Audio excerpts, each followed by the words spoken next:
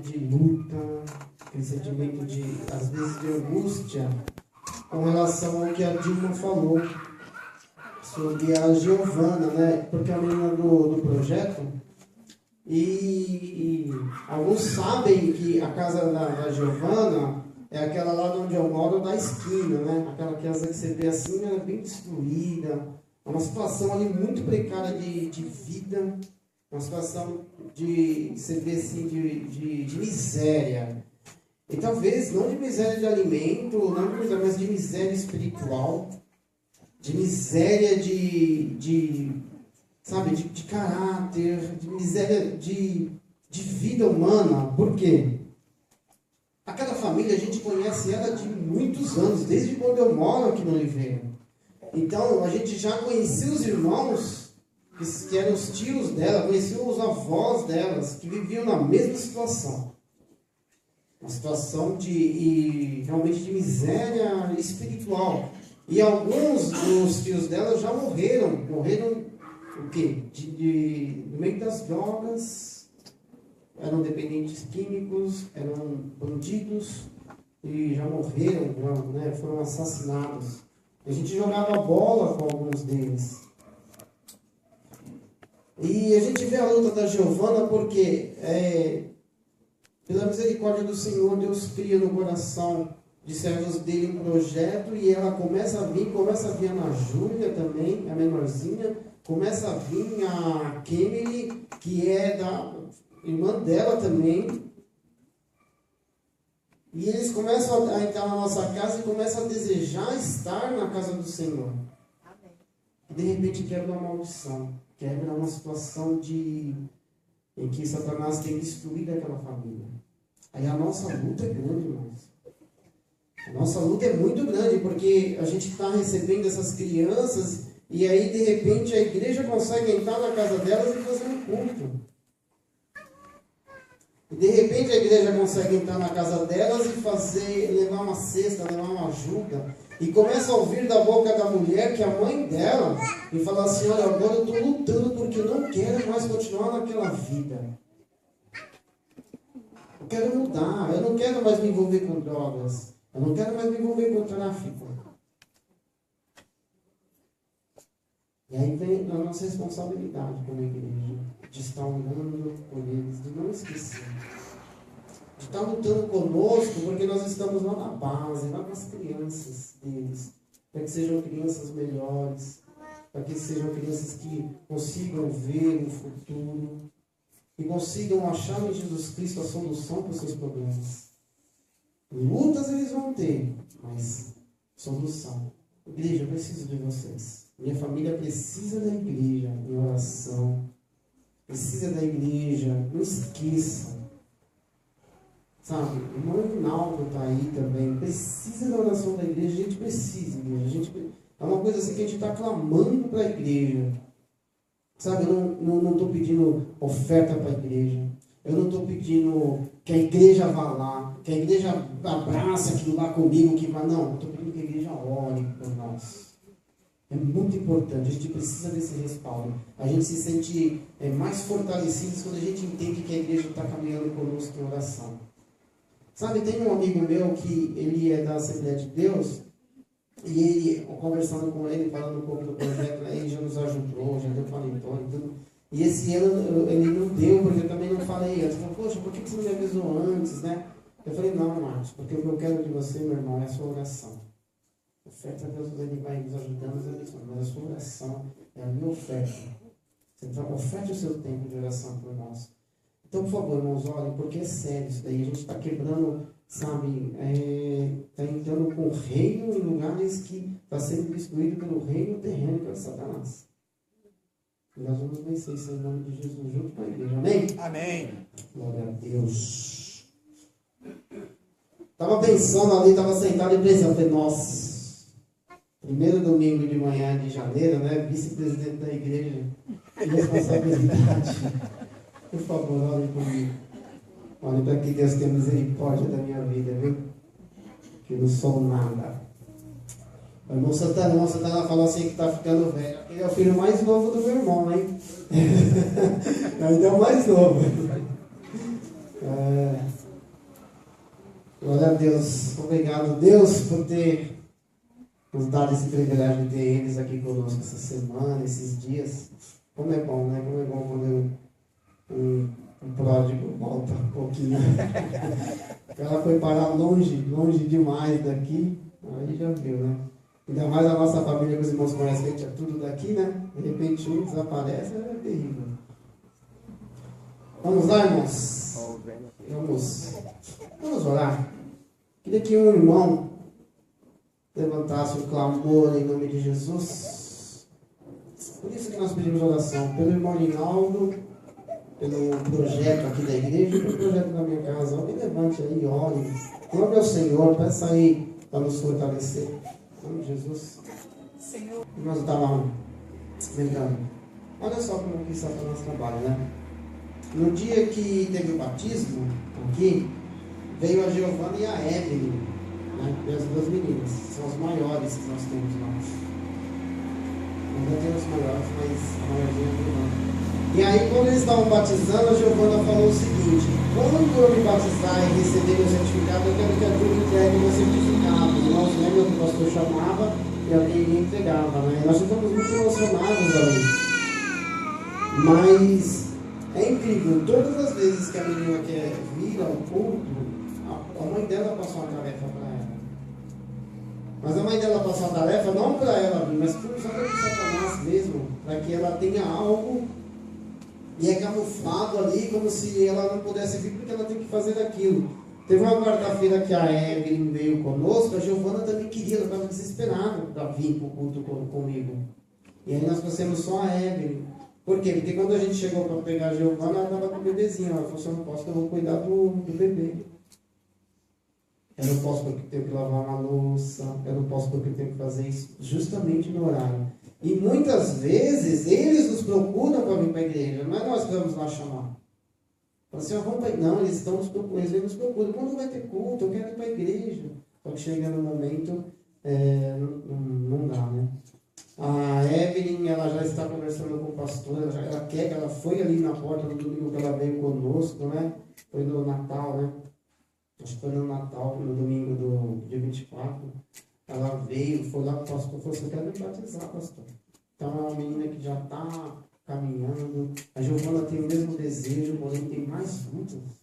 Porque a mãe da Evelyn apoia. Não, ainda bem, a mãe da Evelyn falou: irmãos, a mãe dessa menina, da Evelyn, ainda bem que ela está indo para este caminho. Então é uma coisa muito, assim, que a igreja precisa olhar porque é extraordinário, tá? Então vamos lá.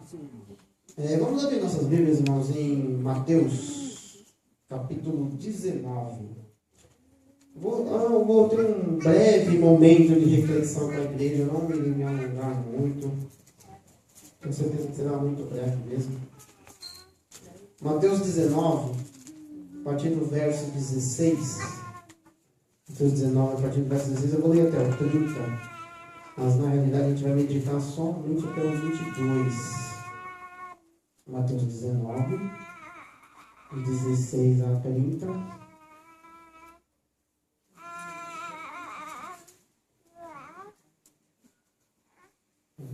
Mateus 19, 16 ao 30.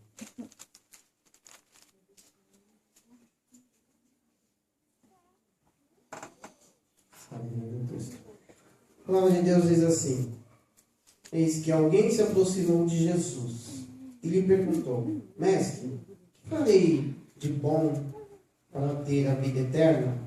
Respondeu-lhe Jesus: por que você me pergunta sobre o que é bom? Há somente um que é bom. Se você quer entrar na vida, obedeça aos mandamentos. Quais? Perguntou ele. Jesus respondeu: não matarás, não adulterarás, não furtarás, não darás falso testemunho. Honra teu pai e tua mãe, e amarás o teu próximo como a ti mesmo. Disse-lhe o jovem: a tudo isso eu tenho obedecido. O que me falta ainda?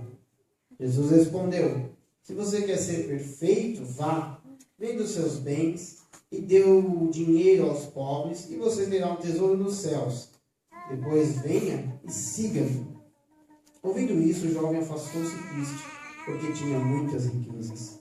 Então Jesus disse aos discípulos: digo-lhes a verdade, dificilmente o rico entrará no reino dos céus. E lhes digo ainda, é mais fácil passar um camelo pelo fundo de uma agulha do que um rico entrar no reino de Deus. Ao ouvirem isso, os discípulos ficaram perplexos e perguntaram: neste caso, quem pode ser salvo? Jesus olhou para eles e respondeu: para o homem é impossível, mas para Deus todas as coisas são possíveis. Então Pedro lhe respondeu: nós deixamos tudo para seguir-te. Que será de nós? Jesus lhe disse: digo-lhes a verdade, por ocasião da regeneração de todas as coisas, quando o Filho do Homem se assentar em seu trono glorioso, vocês me seguirão. Vocês que me seguiram também se assentarão em 12 tronos para julgar as 12 tribos de Israel. E todos os que tiverem deixado casa, irmãos, irmãs, pai, mãe, filhos ou campos por minha causa, receberão 100 vezes mais e herdarão a vida eterna. Contudo, muitos primeiros serão últimos e muitos últimos serão primeiros. Amém? Amém. Irmãos, nesse texto aqui, ele tem um diálogo interessante e muito pontual para nossos dias. Quando Jesus ele vem, se vocês pegarem esse livro de Mateus, tiverem aí um tempo, uma curiosidade de vir lendo desde o primeiro, como está sendo as sequências dos acontecimentos, vocês vão ver que muitas pessoas se achegaram a Jesus. Jesus vem ensinando, ele estava na Galileia, e ele está ensinando, depois ele vai para a Judeia, e aí ele acaba encontrando com esse jovem.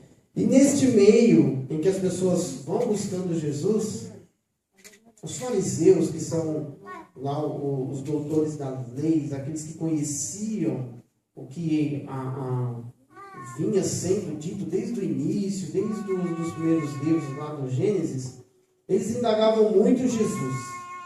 Eles estavam sempre querendo alguma resposta, alguma coisa de Jesus Cristo. E nesse caminho, muitas pessoas se aproximaram de Jesus.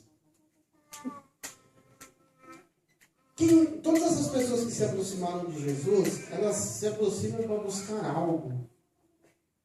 É interessante isso. A gente pode ver na mulher do fluxo de sangue. Ela vai até Jesus porque ela quer a cura. A gente vê os endemoniados iam até Jesus, clamando, porque queriam ser libertos. Então todos eles, se vocês pegarem no capítulo 4 de Mateus, no verso 24, vou até ler para os irmãos, só para os irmãos dar uma entendida aqui, Mateus 4, 24, ele vai dizer assim, que Jesus estava andando pelo meio do povo e começou a curar muitas pessoas. Aí no 24 ele fala assim, no Mateus 4, 24, notícias sobre ele se espalharam por toda a Síria, e o povo lhe trouxe todos os que sofriam de vários males e tormentos, endemoniados, loucos e paralíticos, e ele os curou. Grandes multidões o seguiam, vindas da Galileia, Decápolis, Jerusalém, Judeia, região de todo lado do Jordão. Então as pessoas iam com Jesus, iam atrás de Jesus, iam ao encontro de Jesus, se aproximavam de Jesus em busca de algo. Primeira reflexão do dia. Nós tivemos um encontro com Jesus. Nós tivemos aí a nossa vida mudada, transformada por Jesus. Mas só que nós estamos em uma caminhada, assim como os fariseus estavam numa caminhada. Que nem eu nasci de berço. Mas teve um momento em que eu me encontrei com Jesus. Teve um momento em que eu falei assim, eu preciso desse Jesus como meu Salvador. Eu era filho de crente, mas teve um momento da minha vida em que eu falei assim, não, a minha vida ela está fora da direção, não é isso que o Evangelho fala para mim.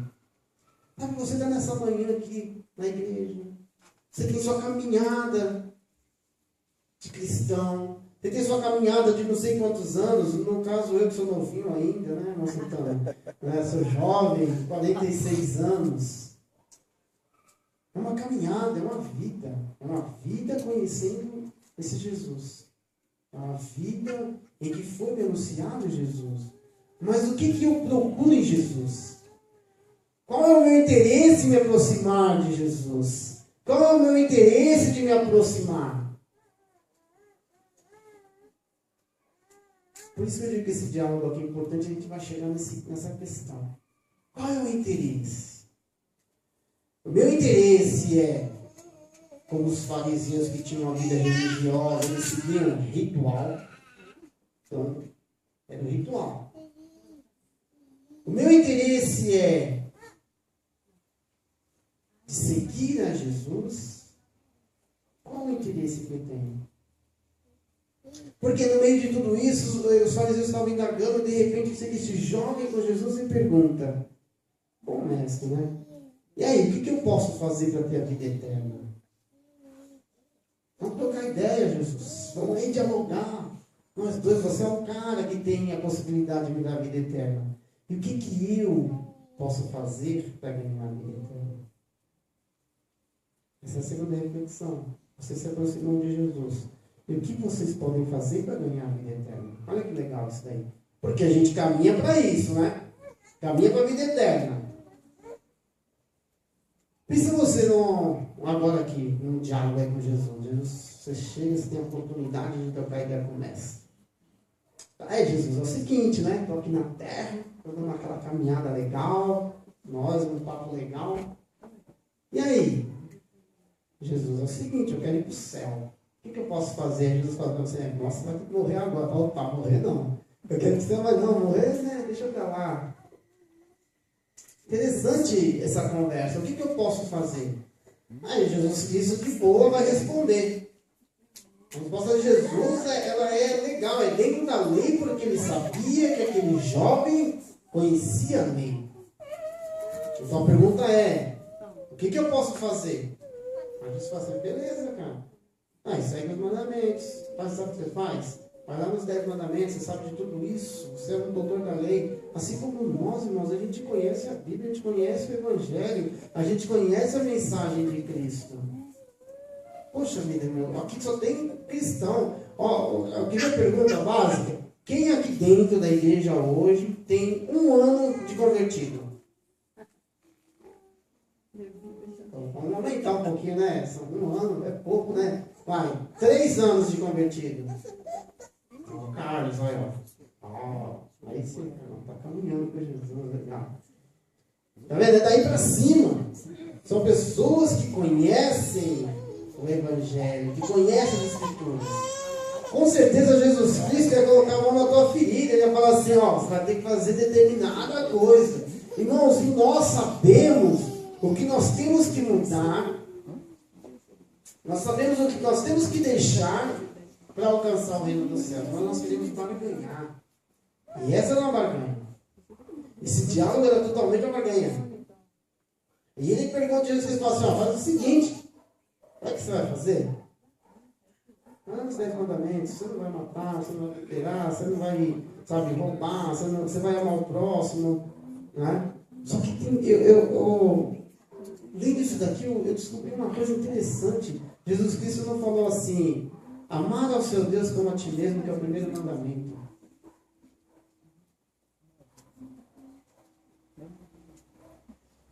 Amar ao Senhor teu Deus acima de todas as coisas. Jesus Cristo não fala isso, porque ele sabia que não existia amor naquela vida. Aí ele pega o jovem e fala: ei, Jesus, é nóis, beleza, eu já faço todas essas coisas, eu já faço tudo isso. Não, peraí, que é o versículo 20. Disse-lhe o jovem: a tudo isso tenho obedecido, o que me falta ainda? Sabe a sensação do vazio? Irmãos, nossas igrejas, elas estão com uma apatia espiritual. Porque ela tem a sensação do vazio. Porque ela sabe que ela está fazendo várias coisas dentro da igreja. São rituais. São rituais, mas ela não tem certeza de onde está indo. Eu tive uma conversa, estava conversando com a Laís, com minha filha, né? E ela conversou com uma jovem que nasceu num lar cristão. E ela chega para mim e falou assim: pai, eu não entendo como ela nasceu e ela caminha no meio de cristãos e ela fala para mim assim que se sente perdida dentro da igreja, que se sente que ela não está no lugar dela. Como que eu posso ajudar? O que eu posso falar?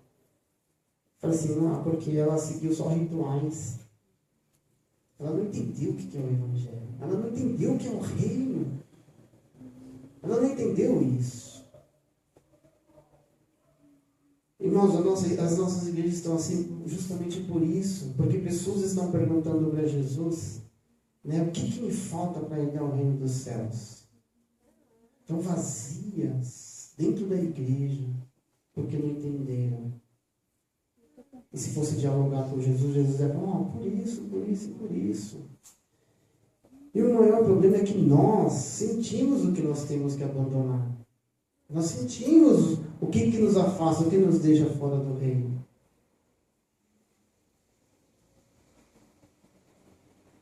Sabe, a primeira reflexão é: você se aproximou de Jesus, Jesus está na tua vida. O que você está buscando? O que vocês estão buscando em Jesus? A segunda reflexão é essa: o que me falta?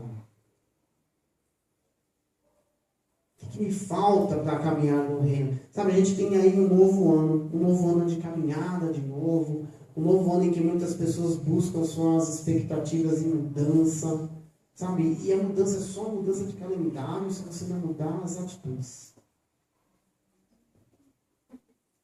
Simplesmente isso. As pessoas estão feliz ano novo, que seja um ano próspero, um ano isso, um ano aquilo. A mudança só muda quando a gente muda em rumo a Jesus Cristo. Essa é a mudança. Essa é a mudança, sabe, mudança profissional. Olha, você pode falar assim: não, que eu...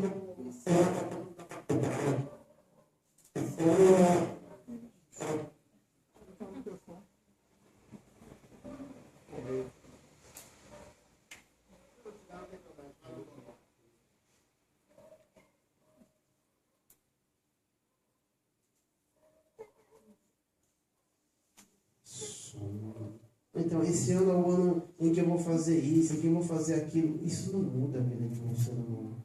Isso não torna um ser humano em nada. Se ele não falar assim: esse ano é o ano que eu vou entender o que me falta ainda para seguir Jesus Cristo. O que me falta ainda para ser diferente, para ser completo para Jesus. É muito importante, meu irmão. Mas aí o diálogo continua. E agora vem uma resposta de Jesus que ela vai colocar em xeque. Sabe, vai falar assim para aquele ser humano assim: ó, é isso que te falta. Jesus pega e diz assim: olha, se você quer ser perfeito, vá, venda os seus bens e dê o dinheiro aos pobres e você terá um tesouro nos céus. Depois venha e siga-me. Irmãos, eu não tenho nada para vender para ninguém. Certo? Alguém aqui tem? Se tiver para vender, vende e me dá um pouquinho também. Beleza? Por que Jesus Cristo responde isso e às vezes passa batido isso na nossa vida? Por que muitas vezes a gente lê esse texto e não dá importância para esse diálogo que é tão importante? Não, ele está falando para o jovem rico. Ah, é coisa de rico, isso aí é para rico, Arnaldo. Essa mensagem não é para nós. Esse rico aí é porque ele não tinha apego com Jesus. Mas, irmãos, ele fala isso porque ele conhecia o coração, ele conhecia o que era maior no coração dele do que o reino. O que estava no coração dele que era maior que Jesus. Essa é a questão. E essa é a terceira reflexão que nós temos que fazer para esse ano, se você quer mudar, quer ter um ano bom, um ano novo. Uma vida nova. Essa reflexão de que o que está no meu coração, o que está na minha vida, em que eu tenho que dispensar para que entre Jesus como 100%. O que eu não consigo deixar que é maior que Jesus? Eu quero entrar no reino dos céus. Opa, Jesus, eu estou aqui na igreja. Esse jovem conhecia, esse jovem era um fariseu. Era um judeu. Era para ele prometido o reino. Ele conhecia tudo isso. Nós também conhecemos tudo isso. Não, Senhor, eu conheço o Evangelho, eu conheço as tuas Escrituras, eu pratico. Eu vou na igreja, vou deixar na igreja, vou de vez em quando em algum culto, tal, para me sentir melhor. Ou eu faço alguma coisa na igreja, ou busquei um cargo na igreja porque preciso estar fazendo alguma coisa, um ativismo. Esse jovem tinha tudo isso. E ele indaga a Jesus, olha, o que eu preciso? Jesus ensina algo para ele, fala, não, você faz isso. Ele já fazia. Aí ele sente a falta, não. Mas o que eu preciso para ser salvo? Eu já faço isso. Aí Jesus fala, agora você vai ter que deixar aquilo que é maior que o reino. Você vai ter que deixar aquilo que te ocupa mais espaço que Deus no teu coração. Sabe, irmãos, é uma das coisas mais difíceis para a nossa geração. Tem uma fase da história, na nossa história de ser humano, eu não lembro a idade assim perfeita, porque faz um tempo que eu li sobre isso, em que os homens, os pintores, os artistas, tudo que eles faziam era relacionado à divindade. Então tinha muitos desenhos de anjo, muitos desenhos de Deus, muitos desenhos de pinturas, músicas, poemas, tudo falando de algo maior que o ser humano. Era uma necessidade que o homem tinha de se apegar à divindade, a Deus. De repente, roda esse tempo da história, começa a entrar uma nova época, uma nova era, em que o homem começa a fazer o quê? A valorizar o homem acima de Deus. Então começa a ser pintura de homens, de mulheres. Os irmãos veem que tem muitas pinturas, se vocês forem aí numa pinacoteca, verem quadro, ver um pouco da história, vai ver que tem muita pintura de mulheres, principalmente mulheres já favorecendo a sexualidade, que eram mulheres nuas, homens nus. Começaram a fazer os deuses gregos nus, começaram a fazer a apologia ao ser humano. Eu tenho uma dificuldade de falar essa palavra, que é antropocentrismo. Por causa dos R's que tem aí no meio, fica meio embolado, que é a fase em que o homem começa a se valorizar. E na nossa geração, nessa época, nos dias de hoje, atuais, o homem, ele é o ser supremo, ele está acima de qualquer coisa. Ele quer ser mesmo, ele, sabe, cada um se enche para se falar. Não, porque eu tenho que fazer aquilo, porque eu vou fazer isso, porque eu conquisto, porque eu quero, porque eu tenho, porque eu... Sabe? E Deus se tornou abaixo dele. Deus se tornou o que tem que fazer das suas vontades. Olha que interessante essa transformação, essa mudança. Por isso que esse diálogo é importante. Porque Jesus Cristo está falando assim, olha, você quer ser salvo? Você quer compartilhar comigo do reino nos últimos dias? Se você quer isso, beleza. Então você desfaz do que é maior do que o reino na tua vida e siga-me. Aquele jovem se entristece, irmãos. Aquele jovem baixa a sua cabeça e vai embora. Sabe por quê? Porque não foi a resposta que ele queria ouvir. Em Timóteo, Paulo ele escreve uma carta para Timóteo muito interessante. A carta do apóstolo Paulo a Timóteo é muito legal. Porque ele vai trabalhar com Timóteo o seguinte, que Timóteo, olha, você é um cooperador, você é um pastor, e vai ser difícil para você. Eu estou falando para você, Timóteo. Vai ser difícil porque o ser humano está assim, assado, ele é egoísta, ele não quer saber de nada, ele quer ouvir o que ele quer. Olha, vai ser difícil. Mas continue pregando a palavra. Nação doutrina, não desvia disso. E aí, em 2 Timóteo, no capítulo 4, no versículo 3 de 2 Timóteo, Paulo vai falar algo, irmãos, que é o retrato do ser humano hoje. Naquele tempo, o ser humano já estava assim. E cada ano que passa, ele vai mudando, ele vai piorando. Sabe, eu não vejo um retorno do ser humano para uma essência boa, a não ser a vinda de Jesus Cristo. A não ser para a vinda de Jesus Cristo. Até mesmo dentro da igreja, irmãos. Sabe por quê? Porque Paulo fala assim, olha, Timóteo, é o seguinte, vai chegar um tempo, tá, em que essas pessoas, elas vão buscar para si os mestres que eles querem ouvir, para se desfazerem dos seus desejos.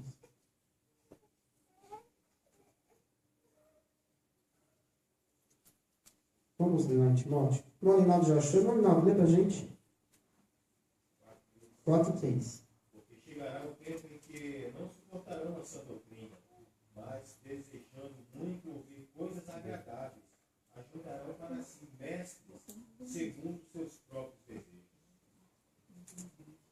Acho que, irmãos, esse tempo já chegou. Não tem como você ver como o ser humano não quer ouvir aquilo que ele deseja ouvir.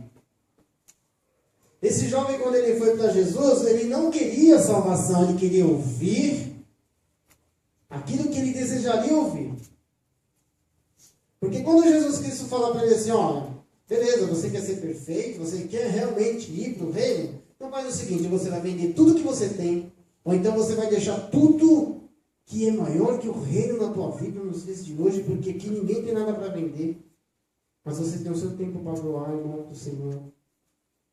Você tem algo que você fala assim, nossa, eu não consigo tirar da minha vida, algum determinado vício, alguma coisa que você faz todo dia, eu não consigo dar um tempo para o Senhor. Você tem, sabe o que? Muitas vezes, a tua família que você acha que é mais importante, é melhor do que o Senhor e coloca no lugar do Senhor. Você tem muitas coisas, às vezes, na tua vida, que ela toma tanto tempo e você não tem tempo para o Senhor. Jesus Cristo fala, então você vai deixar isso agora? Larga isso para lá. Não se preocupa com isso, porque disso cuido eu. E siga-me. Mas não consegue, porque não era o que você queria ouvir. Não consegue. É por isso que hoje as pessoas estão tão distantes do mundo. Tão distantes de Jesus. Elas estão se ocupando com tantas coisas do mundo, irmãos. Com tantas coisas. Ocupa tanto o seu tempo com aquilo que não condiz ao Evangelho. Estão tão frias que não conseguem retornar nem enxergar. Jesus Cristo está falando, olha, deixa isso. Sabe, um outro texto que é muito interessante, naquele que Jesus Cristo fala assim, olha, deixa as coisas da terra e busca dos céus. Elas são mais importantes. Porque o Pai cuida de vocês. Nós temos uma dificuldade tremenda de deixar Deus cuidar de nós. Tem um hino que eu estava falando com a Dani esses dias, que eu estava ouvindo, o hino é super legal. Nossa, uma mensagem extraordinária. Mas aí quando chega num pedaço, ela fala assim, ó, que depender de você é viver perigosamente. Eu falei, poxa, como se depender de Deus é viver perigosamente? Meu, essa frase ficou na minha cabeça. Não, calma aí. Parei tudo, comecei a refletir na letra da música. Eu falei, como assim? Depender do Senhor é viver perigosamente. Não, depender do Senhor é você viver na mansidão, pô, nas águas tranquilas. Eu dependo de Deus. Deus que vai cuidar dos meus dias. Eu não estou cuidando de nada mais. Como que